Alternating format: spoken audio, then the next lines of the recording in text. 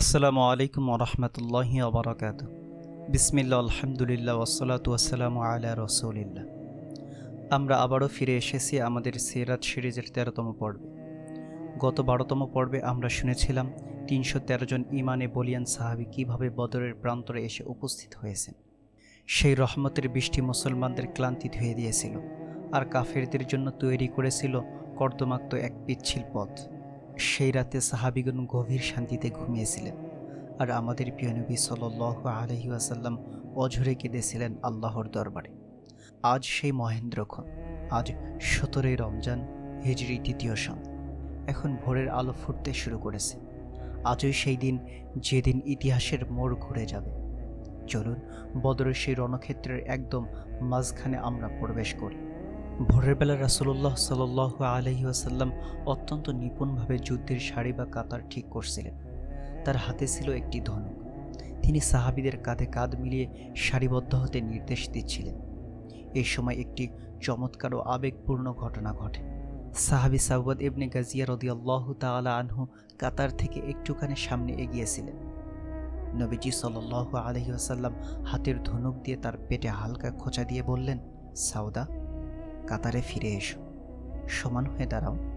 সাউদ রাদিয়াল্লাহু তাআলা আনহু অত্যন্ত বিনয়ের সাথে কিন্তু এক অদ্ভুত আবদার করে বললেন, ইয়া রাসূলুল্লাহ, আপনি আমাকে ব্যথা দিয়েছেন। আল্লাহ আপনাকে ইনসাফ কায়েমের জন্য পাঠিয়েছেন, তাই আজ আমি আপনার থেকে এই ব্যথার কিসাস বা বদলা চাই। যুদ্ধের এই চরম মুহূর্তে কি নবীজি সাল্লাল্লাহু আলাইহি ওয়াসাল্লাম বিরক্ত হলেন? না, বরং তিনি নিজের জামা মোবারক তুলিয়ে দিয়ে বললেন, সাউবাদ, তুমি আমার পেটে আঘাত করো, তোমার কিসাস গ্রহণ করো। তখন সাউদ রাদিয়াল্লাহু তাআলা আনহু নবীজি সাল্লাল্লাহু আলাইহি ওয়াসাল্লামকে জড়িয়ে ধরে তার পেট মোবারকে গভীর আবেগে চুম্বন করতে শুরু করলেন। নবীজি সাল্লাল্লাহু আলাইহি ওয়াসাল্লাম অবাক হয়ে জিজ্ঞেস করলেন, সাউদ, তুমি এমন কেন করলে? সাউদ রাদিয়াল্লাহু তাআলা আনহু অশ্রু ভেজা চোখে বললেন, ইয়া রাসূলুল্লাহ, যুদ্ধের যে অবস্থা, তাতে জানি না আজ আমি জীবিত থাকতে পারবো কিনা।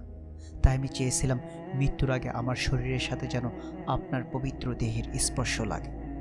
সাহাবীদের এই ভালোবাসা ছিল যুদ্ধের ময়দানে তাদের সবচেয়ে বড় শক্তি। যুদ্ধ শুরু হওয়ার আগে আবু জেহেল কাবা ঘরের পর্দা ধরে একটি দোয়া করেছিল।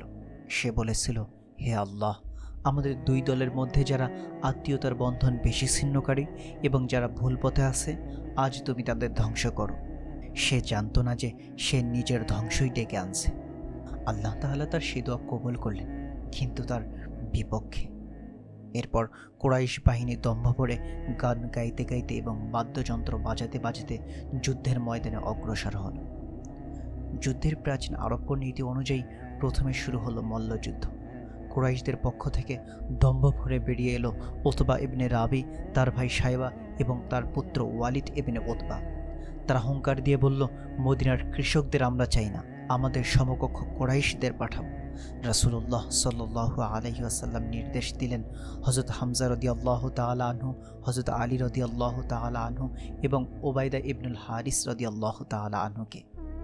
হামজা রাদিয়াল্লাহু তাআলা আনহু ছিলেন আল্লাহর সিংহ। তিনি নিমিষে সাইবাকে ধরাশায়ী করলেন। আলী রাদিয়াল্লাহু তাআলা আনহু তার তলোয়ারের এক ঝিলিক দিয়ে ওয়ালিদকে দ্বিখণ্ডিত করলেন। কিন্তু উবাইদা এর বয়স ছিল অনেক বেশি, তার সামনে ছিল শক্তিশালী উতবা। দুজনের দীর্ঘ লড়াই উবাইদার একটি পা শরীর থেকে প্রায় বিচ্ছিন্ন হয়ে গেল। এমন সময় হামজা ও আলী রাদিয়াল্লাহু তাআলা আনহু এগিয়ে এসে উতবাকে শেষ করে দিলেন। সাহাবীগণ অত্যন্ত যত্নে আহত উবাইদা রাদিয়াল্লাহু তাআলা আনহুকে পাজাকোলা করে রাসূলুল্লাহ সাল্লাল্লাহু আলাইহি ওয়াসাল্লামের কাছে নিয়ে এলেন। তার শরীরের রক্তে বদরের বালি লাল হয়ে যাচ্ছিল। উবাইদা রাদিয়াল্লাহু তাআলা আনহুকে যখন নবীজি সাল্লাল্লাহু আলাইহি ওয়াসাল্লামের পায়ের কাছে শোয়ানো হলো, তিনি নবীজির দিকে তাকিয়ে অশ্রু ভেজা কণ্ঠে একটি প্রশ্ন করলেন, ইয়া রাসূলুল্লাহ, আমি কি শাহাদাতের মর্যাদা থেকে বঞ্চিত হলাম? নবীজি সাল্লাল্লাহু আলাইহি ওয়াসাল্লাম তার মাথাটি নিজের পবিত্র কোলে তুলে নিলেন এবং বললেন, না উবাইদা, তুমি অবশ্যই একজন শহীদ। উবাইদা রাদিয়াল্লাহু তাআলা আনহু তৃপ্তির হাসি হাসলেন এবং বললেন, আবু তালিব আজ জীবিত থাকলে দেখতেন যে তার একটি পক্তির মর্যাদা আমি আজ রক্ষা করেছি।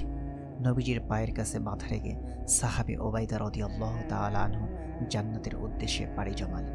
এই দৃশ্যটি বদরের ময়দানকে এক অন্যরকম আবেগে আচ্ছন্ন করে ফেলেছিল। মল্লযুদ্ধের পর শুরু হলো সাধারণ লড়াই। ৩১৩ জন সাহাবীর সামনে ১,০০০ জনের বিশাল বাহিনী, কিন্তু সাহাবীগণের হৃদয়ে ছিল ঈমানের তেজ।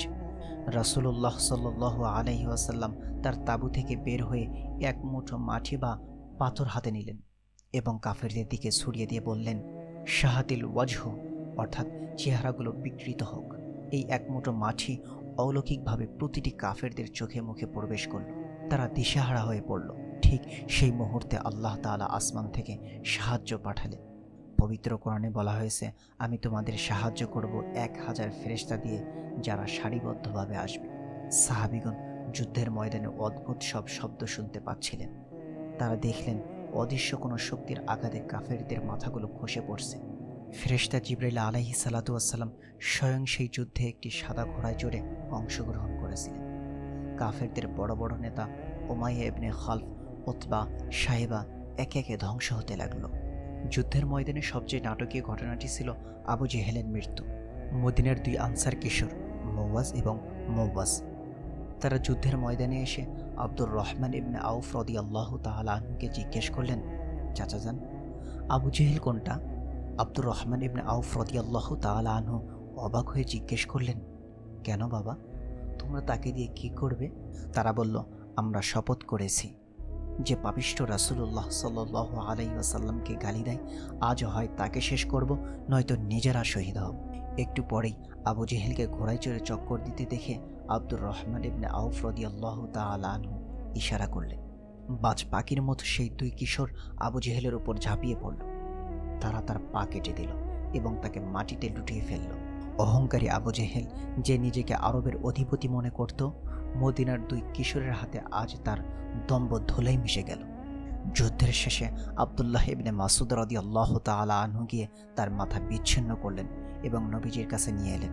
নবীজি সাল্লাল্লাহু আলাইহি ওয়াসাল্লাম বললেন, এটি ছিল এই উম্মাহের ফেরাউন। যুদ্ধ শেষ হলো। ৭০ জন কাফের নিহত হলো এবং ৭০ জন বন্দী হলো। অন্যদিকে মুসলমানদের মধ্য থেকে মাত্র ১৪ জন শাহাদত বরণ করলেন।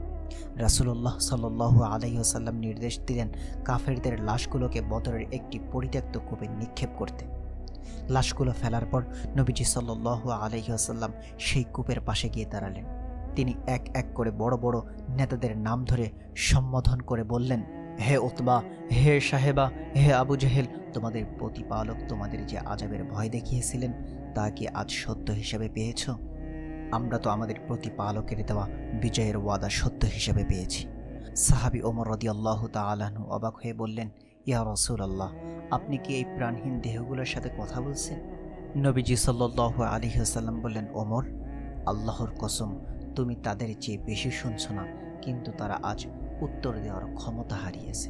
বদরের যুদ্ধ কেবল তরবার লড়াই ছিল না, এটি ছিল মানবতার এক উজ্জ্বল দৃষ্টান্ত। রাসূলুল্লাহ সাল্লাল্লাহু আলাইহি ওয়াসাল্লাম সাহাবীদের নির্দেশ দিলেন, বন্দীদের সাথে অত্যন্ত সদয় ব্যবহার করো। সাহাবীগণ নিজেরা শুকনো খেজুর খেয়ে বন্দীদের ভালো খাবার খাইয়েছেন। বন্দীদের মুক্তির জন্য নবীজি সাল্লাল্লাহু আলাইহি ওয়াসাল্লাম এক অসাধারণ শর্ত দিলেন। যারা শিক্ষিত ছিল কিন্তু মুক্তিপণ দেওয়ার অর্থ ছিল না, তাদের জন্য নবীজি সাল্লাল্লাহু আলাইহি ওয়াসাল্লাম বললেন, তোমাদের মধ্যে প্রত্যেক মদিনার 10 জন শিশুকে লেখাপড়া শিখালে তবেই মুক্তি পাবে। অর্থাৎ যুদ্ধের ময়দানেও নবীজি সাল্লাল্লাহু আলাইহি ওয়াসাল্লাম জ্ঞানের আলো ছড়ানোর শিক্ষা দিয়েছিলেন। নবীজির জামাতা আবুল আসও বন্দী হয়েছিলেন। তার মুক্তির জন্য নবীজির বড় কন্যা জয়নব রাদিয়াল্লাহু তাআলা আনহা তার মায়ের খাদিজা রাদিয়াল্লাহু তাআলা আনহার দেওয়া একটি হার পাঠিয়েছিলেন। সে হার দেখে নবীজির চোখে পানি চলে এলো। তিনি সাহাবীদের অনুমতি নিয়ে হারটি ফেরত দিলেন এবং আবুল আসকে মুক্তি দিলেন। এটি ছিল নবীজি সাল্লাল্লাহু আলাইহি ওয়াসাল্লামের মানবিকতার এক চরম নিদর্শন। বদরের এই মহাবিজয় আমাদের শেখায়, নেতা বা সেনাপতির নির্দেশ মানলে কিভাবে বিজয় আসে। শত্রুর সাথেও উত্তম আচরণ করা এবং যুদ্ধবন্দীদের অধিকার রক্ষা করা। যুদ্ধের ময়দানেও শিক্ষাদানকে মুক্তির সত্য হিসেবে ঘোষণা করা। আমরাও যদি আমাদের সর্বোচ্চটুকু দিয়ে চেষ্টা করি, তবে আল্লাহর সাহায্য অবশ্যই আসবে। আজকের আলোচনা এখানেই শেষ করছি। বদরের এই বিজয় ইসলামের ভিত্তিকে পাথরের মতো মজবুত করে দিয়েছিল, কিন্তু মক্কার কুরাইশরা কি এই পরাজয় সহজে মেনে নিল? না, তারা প্রতিশোধের নেশায় মত্ত হয়ে উঠল। আর এই প্রতিশোধের আগুন থেকেই তৈরি হবে আরও এক ভয়ঙ্কর যুদ্ধের প্রেক্ষাপট। আগামী পর্বে আমরা শুনব বদর পরবর্তী সেই উত্তপ্ত দিনগুলো এবং মক্কা অভিমুখে সাহাবীগণের সেই ঐতিহাসিক সফরের সূচনা। ততক্ষণ পর্যন্ত ভালো থাকুন, সুস্থ থাকুন এবং আমাদের সাথেই থাকুন। আসসালামু আলাইকুম ওয়া রাহমাতুল্লাহি ওয়া বারাকাতুহু।